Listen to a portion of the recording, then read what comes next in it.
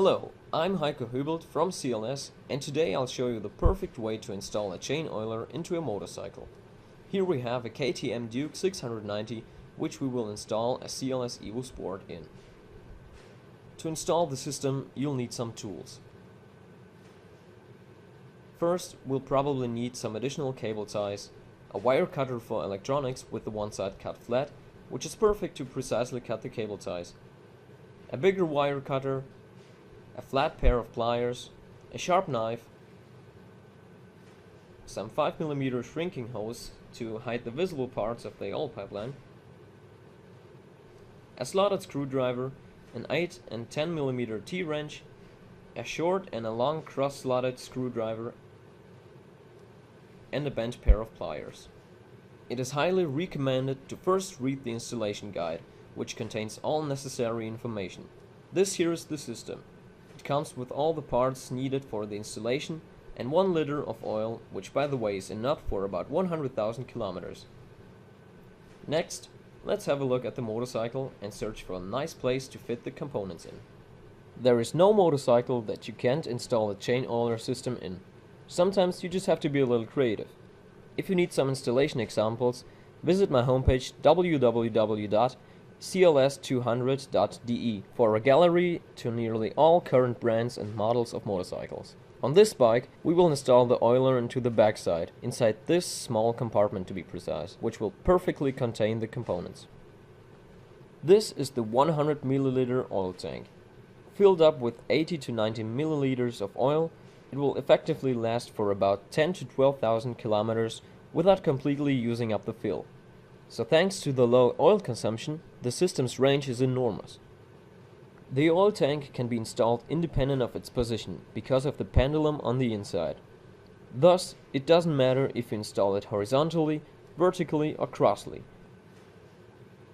The hose will always reach the oil. But do not install it upside down or angled downwards. For the installation of the oil tank, we will use the CLS aluminum holder. Not only will it make it easier to mount and handle the oil tank, but it will also protect it from getting squeezed or damaged by the other things in the compartment, such as safety vests, first aid kits, papers or your money purse. We will put the tank right here and later secure it with dual lock velcro. Here I'm holding the ventilation hose, which will suck in air, allowing the oil to flow. The upper part of the tank should be placed as far above the rest as possible, so if oil gets inside the ventilation hose, it can simply run back inside the tank. If you place the ventilation hose underneath the tank, the oil will leak out and soil the whole bike. The hose will later be fixed in place up here using some cable ties. This way it is always above the rest of the system, even if the bike is tilted, and no oil can leak out. If the bike is tilted to the right, the port is above the oil in the oil tank. If it's tilted to the left, the end of the ventilation hose is above the oil level, and thus you're always safe. Next, we will place the electronic control device. This one is for the CLS EVO Sport, which unlike the CLS EVO Tour, has a speed sensor that regulates the oil flow equivalently to the driven speed. We'll install it also in the back using some 3M dual lock velcro. This particular velcro sticks very well and you can easily detach it by simply pulling the pieces apart because of its special bubbly structure. Apart from the electronic unit, we also have this little pump designated for the oil feed. The pump is installed with the help of these rubber blocks by fixing them in place using either some 3M, the enclosed super glue or some cable ties, depending where you want to place it. The pump has a flow direction, indicated by the arrow right here, and a filter at the anthracite to protect it from pollution. On this KTM, we will install it underneath the front seat since it has some space to offer there. Later, we will also connect it to the electronic unit with some wires that will direct through here. I recommend thoroughly cleaning the areas you're going to apply 3M or super glue on with brake cleaner. If you're going to use the 3M, simply press it on the area and apply some pressure on it for about 5 seconds so the glue can react. Then remove the foil on the other side and repeat the procedure.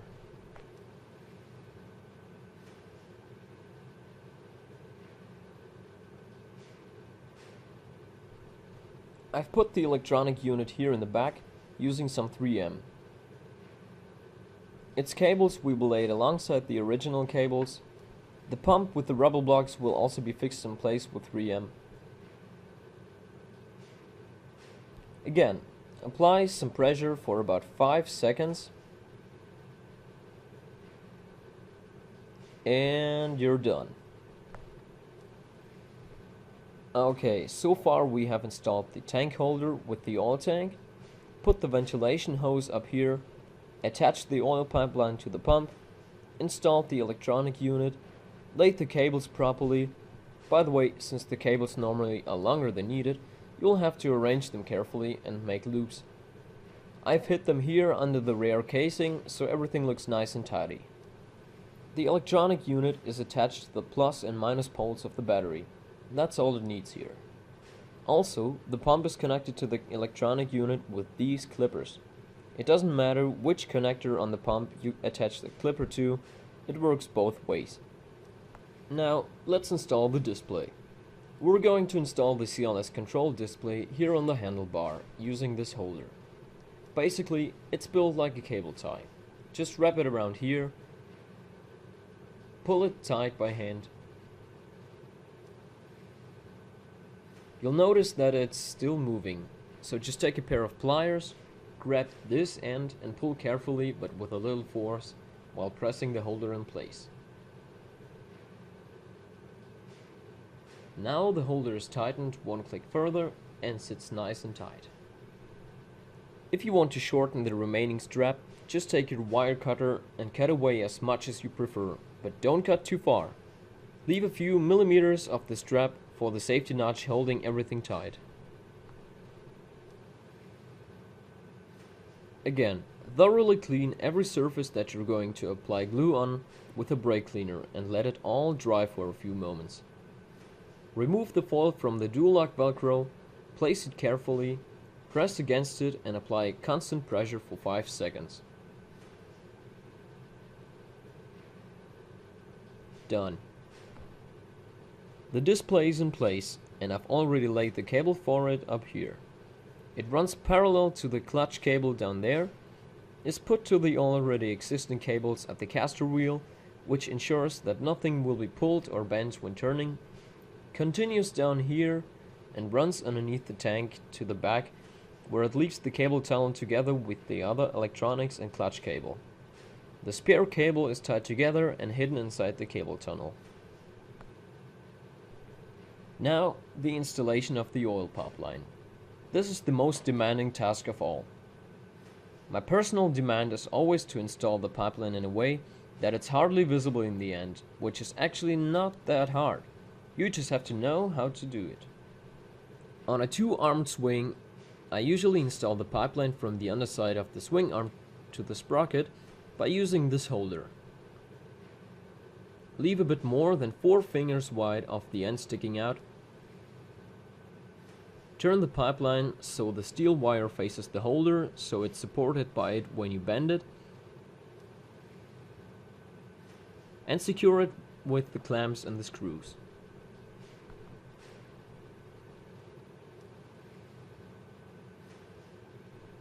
The clamps will now press the pipeline into the holder.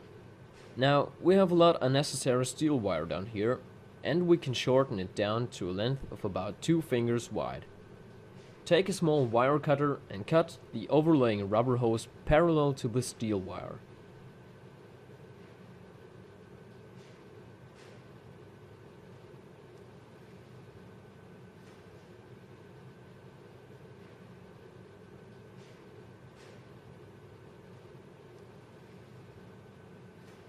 Take the big wire cutters and cut away enough of the excessive steel wire so no one can hurt himself accidentally at the end. Next, take the guide pieces and thread them on the pipeline like on a pearl necklace. Leave 8 to 10 centimeters of space between the pieces, which also should approximately be the distance you will use on the motorcycle.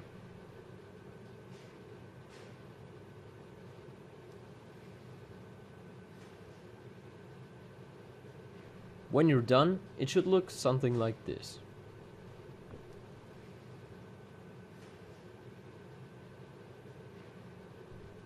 Take it and thread it through between the chain and the swing arm. Now you need to work out the way you want to install the pipeline itself.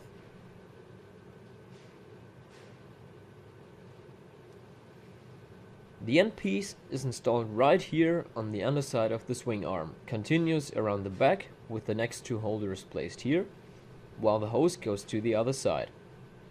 Thread the pipeline from the underside of the other swing arm around the rotation point and continue upward to the inside of the casing.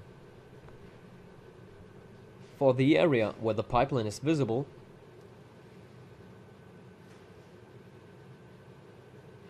take the 5mm shrinking hose and cover the pipeline there with it.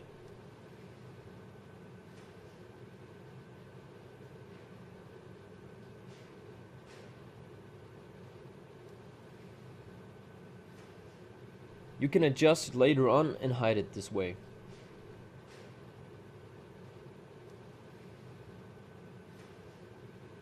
The ideal position for the nozzle is the point right before the sprocket and the chain meet, which is about here. Therefore, we will glue the holder onto the swing arm right here. Bend the end towards the right direction, and now in my case you can see that the nozzle is too far down, so I'll just untighten the clamps and pull the end of the hose back a few centimeters.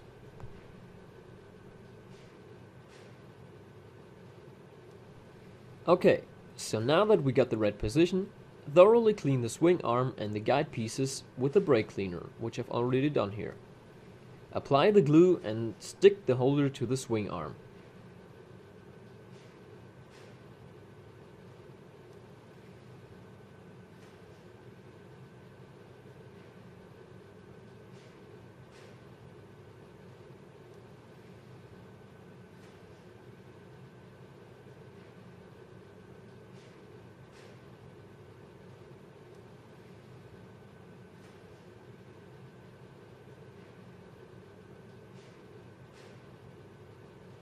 Stick the first guide piece to the back side of the swing arm.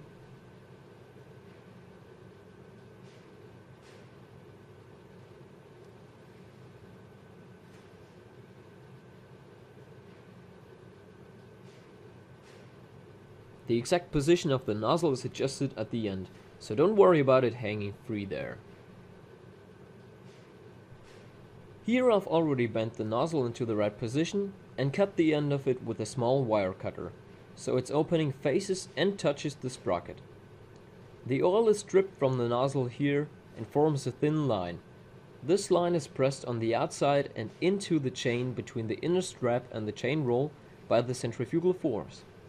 There it is sucked into the chain roll itself by the capillary force, where it is dispensed equally. This means you only need one nozzle on one side of the sprocket, not both. A second nozzle is unnecessary and would only serve the side of the user. Just make sure that the nozzle has physical contact with the sprocket. It's very important for the CLS chain oilers. Summary. I've installed the oil pipeline around the back here using the rubber pieces. Guided it through to the other side, threaded it through up here, where you can also see the shrinking hose now, and alongside the casing into the interior of the motorcycle and all the way to the pump. The cable for the speed sensor is placed parallel to the oil pipeline and fixed in place using cable ties. But before I fix it onto the swing arm, I'm going to install the magnet for the speed sensor on the sprocket and the sensor itself on the swing arm. I'll show you how. For the installation of the sensor and the magnet, you really need to make sure that the sprocket with the magnet on it can rotate freely without the magnet coming in contact with anything such as screws or welding seams. Find the right position for the magnet and glue it onto the sprocket. It is also really important that you glue the magnet onto the sprocket, because otherwise it won't hold in place forever. Now that the magnet is fixed in place, you'll need to bend the holder of the speed sensor so that it is parallel to the magnet after you glued the holder to the swing arm. The distance between the sensor and the magnet can be up to 4 centimeters. The sensor has to face the magnet with its front side. The magnet is in place, the holder is bent ready. Now it's time to glue the sensor onto the holder. Roughen the surfaces of the sensor and the holder a bit by using a grinder or some sandpaper and glue them together. Additionally, use 2 cable ties to further secure the sensor in place and glue the holder onto the underside of the swing arm. It all should look something like this.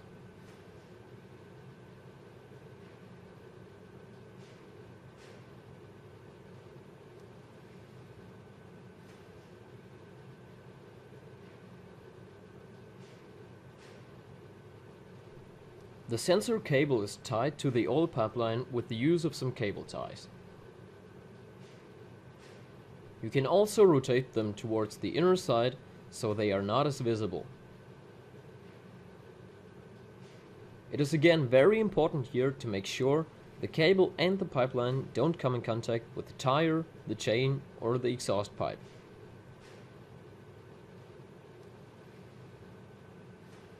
Okay, just continue like that. This is what the sensor looks like when it's installed. When you look down at it while the vehicle is standing, you'll hardly be able to notice it. Now it's time to ventilate the system. To do so, unscrew the clamps of this holder and pull the end of the pipeline with the nozzle aside. First, fill up the oil tank. Screw the tank open and open up the oil bottle. Be careful, before opening the top, slightly bend it and allow for some air to flow in, otherwise you might get sprayed in oil because of the negative pressure. Put the hose inside the tank and fill it up to about 80 to 90% of the volume.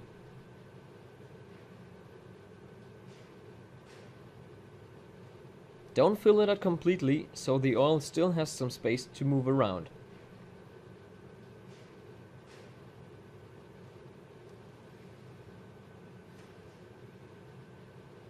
Screw the tank shut again.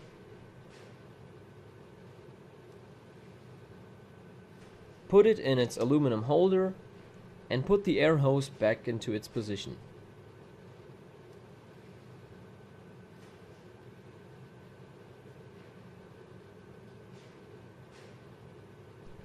Be careful not to crush or bend the ventilation hose too much, otherwise the oil flow may be stopped completely. Alright, back to the nozzle. Put the silicone hose of the syringe onto the nozzle and pull back the syringe. Now wait for the oil to flow.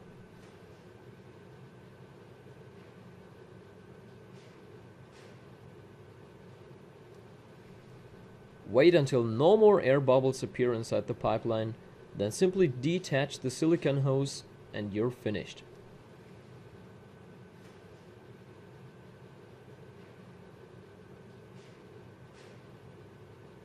We've installed the CLS EVO Sport onto the KTM, completely invisible from the outside.